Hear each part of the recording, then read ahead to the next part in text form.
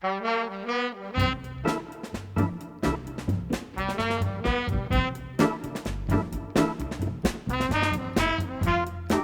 everyone, this is Cathode Bias episode 3. My name is Chris, and this week I on my Instagram account, Cathode Biased, I ran a little poll to see what people want to talk about in this episode. The two options were one, cap cans, which are used in rebuilding vintage tube amplifiers. There's different versions, different ones, different companies make them. This is one by Hayseed Hamfest that I bought for a Fisher amplifier. That was one option to talk about this week. There's a lot of kind of different nuances to cap cans, and something that I think is worth discussing, and we'll talk about in another episode because people voted to talk about. My other project was the Fostex Superwoofer, the 31.5 inch woofer that's over here to my right that I recently purchased, and is kind of my big project for the year. Earlier this year, or late last year, I was sitting down and kind of come up with some of my goals for the year, and I decided one of them was to get a little bit better at woodworking, because a lot of the skills I think in hi-fi involve woodworking, which I'm not very good at, quite frankly. So that was one of my goals. The other goal was basically focus more on projects rather than acquisition. I bought a lot of gear last year, more than I usually do, primarily because of COVID. Started getting bored and started looking at gear online again and stuff. So more than I need for right now as far as gear. So unless something really comes up that really interests me, I'm going to focus more on projects than really an acquisition for 2022. One of the projects that I wanted to work on, and kind of going back almost a year ago, was a high efficiency subwoofer. Originally got the idea from another set of speakers I have in Tahoe. It was basically a Fostex full range driver, no crossover. It's a driver. It's about this big, about 8 inches around, that I use in my office in Tahoe. It's an amazing sounding driver. If you haven't used a full range speaker without a crossover, I really recommend trying it. You have a much more subtle sound, especially with a really light paper cone. So I really enjoy those speakers, but they don't go flat down very low, and they're not really good for more like modern or pop music or really heavy rock music, because they just don't really have a lot of bass response, although it's pretty reasonable considering that there's a full range driver. So my idea was to build a sort of a high efficiency subwoofer that could drive with a tube amp alongside of those speakers, instead of using something like a more modern high power, low efficiency woofer, a long throat woofer, like I don't know if you can see here, but I have a rhythmic F12G here that's kind of more of a modern, smaller woofer. So I wanted to use a 21 inch Eminence woofer. Anyways, kind of thought about this project. It never really came to happen. We ended up buying a house in Miami. Wasn't spending a lot of time in Tahoe. And in the end of last year, I sort of got more interested in sort of other high efficiency speaker designs, specifically by Altec. Interesting enough, ended up with two pair of Altec 604s, one of which is down here in Miami that you can see off to the right, and another pair in Tahoe. My original plan was to move the ones from Tahoe down to Miami, but the cost of doing so was just cost prohibitive. It was literally cheaper to buy another pair down here than it was to move my speakers from Tahoe down to Miami. So that's what I ended up doing. I found a really nice pair of 604Es and a smaller 6.5 cubic foot enclosure. An amazing sounding speaker, especially in the mid-range and higher frequencies. It's hard to explain kind of the imaging that you get from the 604 because of it's kind of a coaxial design with a horn tweeter in the middle of the speaker, basically. If you haven't heard them, really recommend it. I think the Altecs are kind of a unique speaker, real high efficiency speaker. I think probably around 98 dB, something in that range. Works great with tube amplifiers. That's what they originally were designed to be used with. And just all around really excellent sounding speaker. The drawback, it requires a huge enclosure. Some people say you have to have a 9-foot enclosure. I argue that, you get a little more bass response with a 9-foot enclosure, but it's not significantly different, quite frankly. I have both, and I can say the 6.5 cubic foot enclosure, which is very similar to the Altec 612 enclosure that was sold, as a monitor all over the 60s and 70s. I'd say the 6.5 cubic foot enclosure is sufficient for the Altecs in a small room. So why did I decide to go with a subwoofer, even though the Altec 604 really is sufficient in bass? Well, sufficient for certain kinds of music. Once you get about to 60 hertz, it really drops off, and there isn't a ton of bass response in the really low and like between like 20 and 60 hertz. There just isn't much there at all. It's still really enjoyable. A lot of times, a lot of music just doesn't even go that low. I mean, that's a lot of acoustic jazz music that I listen to, or stuff on a turntable. It just doesn't really plumb the depths really of bass. But if you really do want to, then like how do you do that with a 604? Well, a lot of people use like powered subwoofers, right? But I just think that's a weird match. I think I've tried it. I've been using it for a couple weeks. It does improve the low end. You got kind of a weird mismatch. You got like this kind of vintage design in the 604 with a very high efficiency, low low weight cone in the mid range, and then you got this kind of modern powered subwoofer with low efficiency, high power, and a small enclosure. Just two kind of alternative designs really, and it works and it's fine. And I think for a lot of people they probably would just end it right there. But I've always, like I said, I've had this curiosity about these high efficiency, very large subwoofers. And I have to admit, at the end of last year, I saw a couple pictures of a woofer that Devon Turnbull, I think his handle on Instagram is Devon Ojas. I think his company's name is Ojas. Had one of these massive woofers that he used with his high efficiency speaker designs.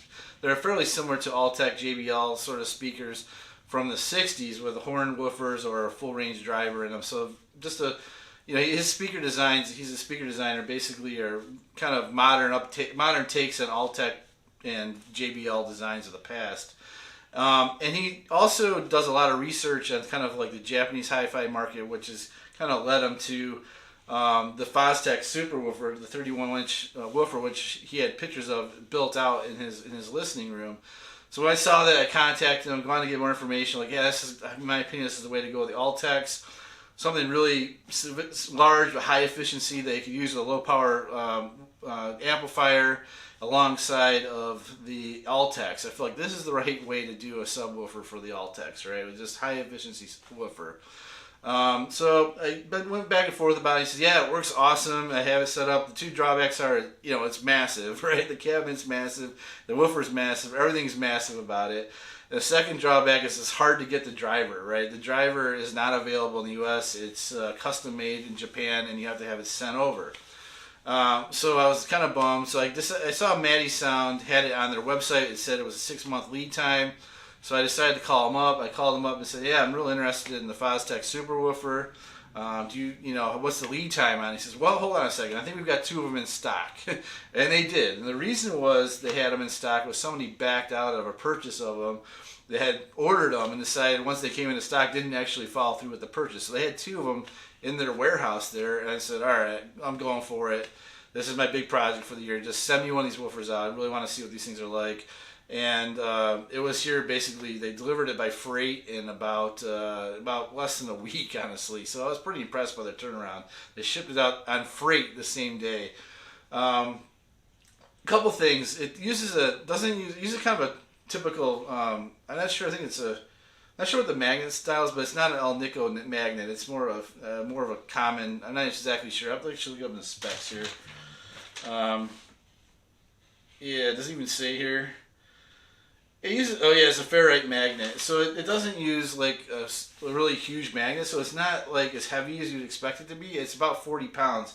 I expect it to be like 80 pounds. So like it's from a weight perspective, it's definitely not light. But what really surprised you is just the dimensions of the thing. I mean, it's like somebody commented on my Instagram when they posted a picture that it looked like they thought it was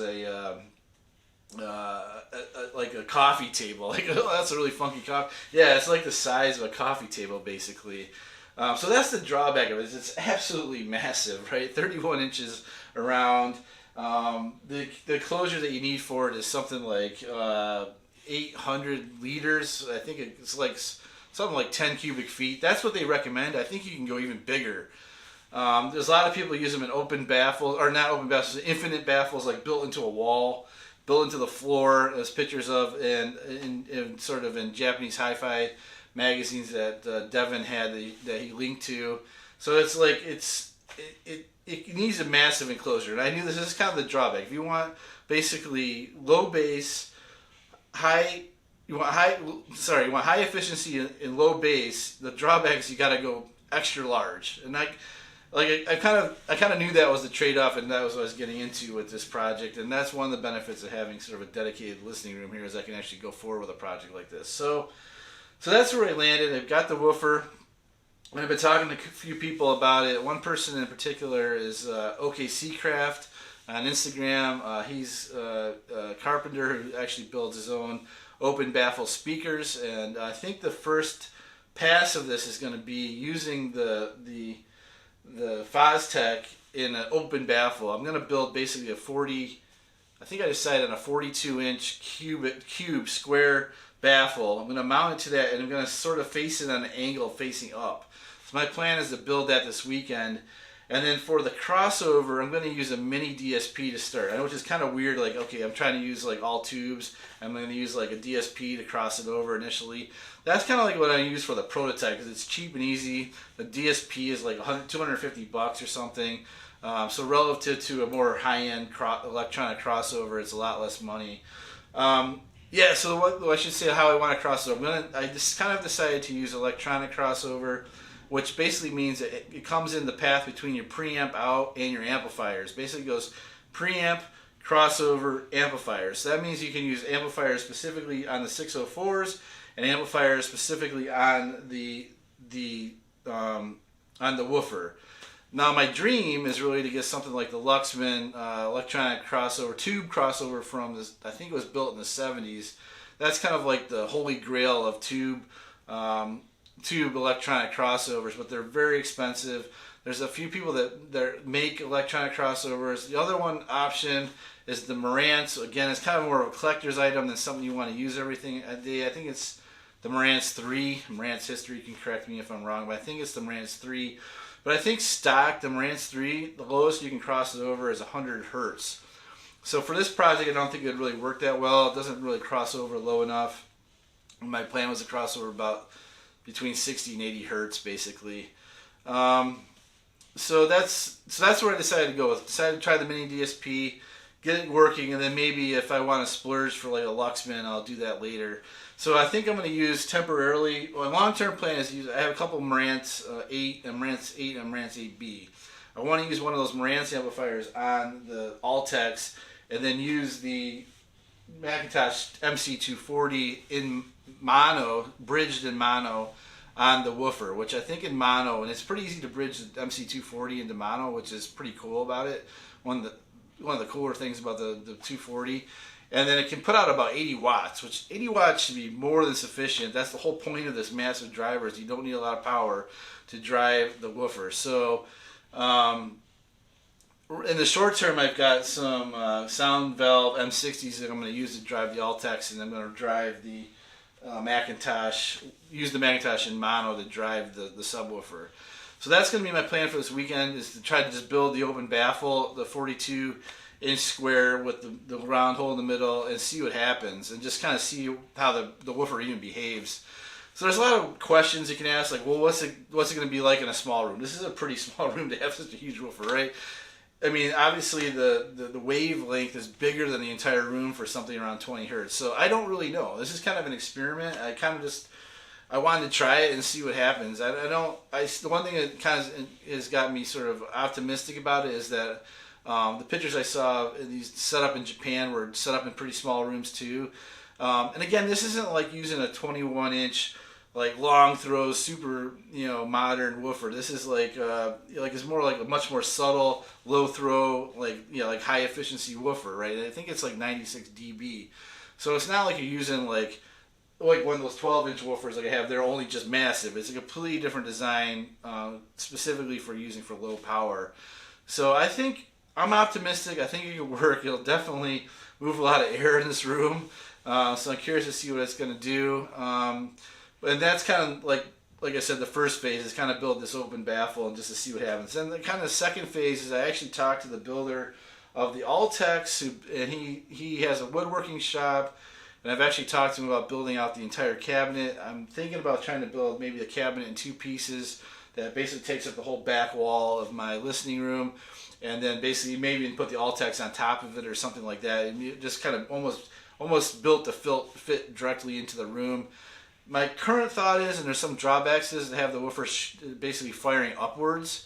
It might be the most sensible for this room. I think some people I talked to thought like, oh, it'd be cool to have it facing front just to show it off, right? Which is kind of how Devon has his setup. But I think the drawback of having the woofer, it aesthetically looks kind of strange. So I almost think like, I thought from an aesthetics point of view to have it a little bit more subtle looking, and the other option would be to do a down-firing driver on it, which is another option, but it's probably a little more complicated to build out, and would rather have the driver easily accessible, quite frankly. So it's kind of unusual, but not super unusual to build an up-firing woofer, but that's one of the designs I'm currently considering. I haven't made up my mind.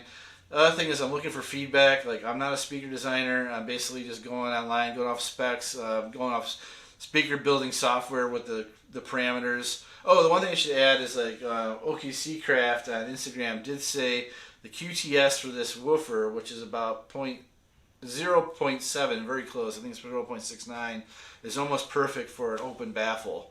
So I'm optimistic that as just to try it out to see what happens, that the baffle will at least give me an idea of how this thing's going to perform. So yeah, so that's the idea. So what's the reasoning? Well, experimentation, right? That's what I want to do. I mean, I think the 604 in a 6.5 liter cabinet is an acceptable speaker. It's high fidelity. It's good enough for a lot of music. This is more like just going way beyond and seeing what you can really do with a high efficiency tube system. I haven't seen too many people trying to do 2-power subwoofers out there. And yeah, it's something I just want to try and see if it's even feasible to do. So, and I hope you're interested and other people will join along. I think I'm going to have some people join me to talk about this upcoming. Like I said, the next episode probably will be about cap cans, but I'll be returning to the subwoofer as the project progresses. So yeah, I'm excited about it, and hope you follow along, and we'll talk soon. Bye-bye.